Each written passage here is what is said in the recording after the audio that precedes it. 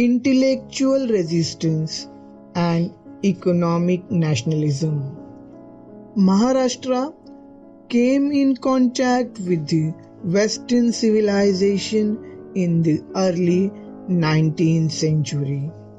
The process of westernization led to the political awakening and Western education. The upper castes were the first to take advantage of the Western education.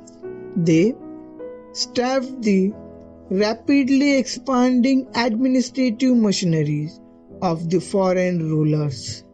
The Western education and liberal political philosophy molded their thinkings. This could be described as the germination of nationalist ideas.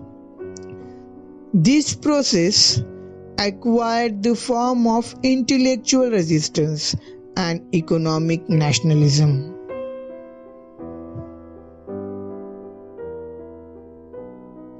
Bhaskar Pandurang Tarkhadkar was amongst the earliest critics of the rule of the East India Company. He wrote 8 articles in the Bombay Gazetteer from July to October 1841 and created a sensation. In these articles, he critically examined the different aspects of the rule of the East India Company and exposed the ugly features of the political policies and economic practices. He pointed out that, contrary to the policies laid down by the directors, the officials of the company interfered in the religious affairs of the natives.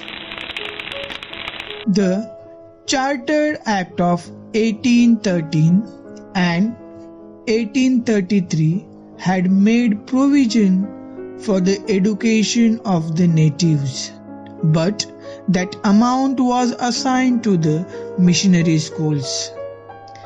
He pointed out that the claim of promoting welfare of the people of India was hollow.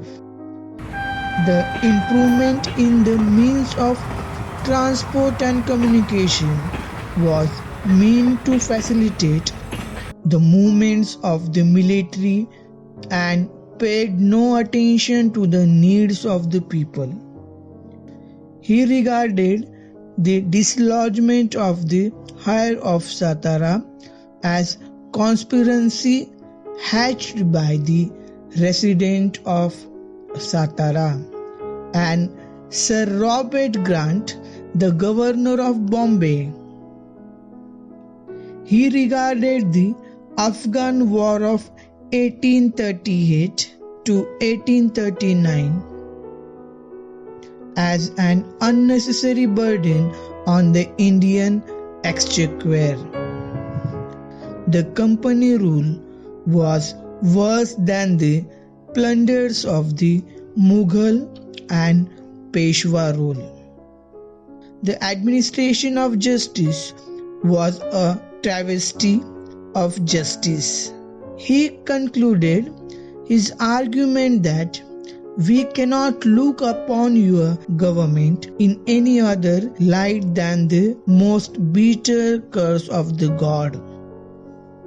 Ramakrishna Vishwanath condemned the colonial mentality of the British rules. In his monograph, he stated that England's colonies were captive markets for its manufactures. The British government in India deliberately discouraged indigenous industries. He further pointed out that the company was engaged in the illegal trade of salt and opium.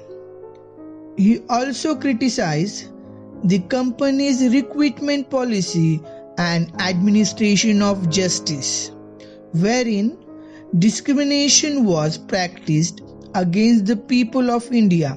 He regarded the rule of the company as a calamity which had ruined the Indian economy and was responsible for the impoverishment of the people of India.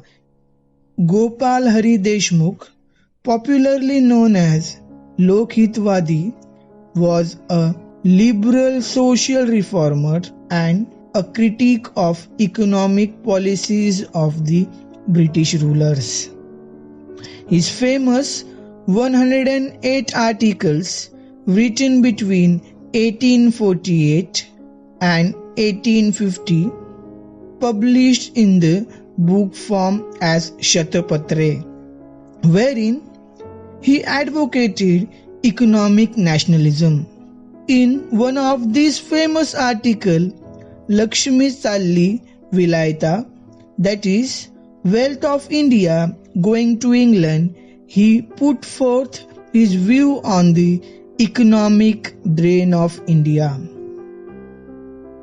Historians Padde and Tikekar regarded Lokhitwadi as the pioneer of Swadeshi and boycott movement of the later years. These views of the intellectuals of the early period were developed into economic drain theory by Dadabhai Nauroji and Justice M.G. Ranade.